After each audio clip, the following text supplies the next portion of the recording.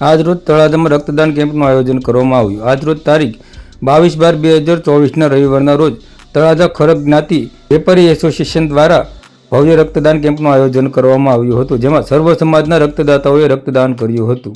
આજરોજ તારીખ 22/12/2024ના રોજ શ્રી સમસ્ત ખરગ જ્ઞાતિની વાડી વાવચોક ખાતે ભવ્ય બ્લડ ડોનેશન કેમ્પનું આયોજન કરવામાં આવ્યું હતું, જેમાં 160 બોટલ જેટલું રક્ત એકઠું કરવામાં આવ્યું હતું।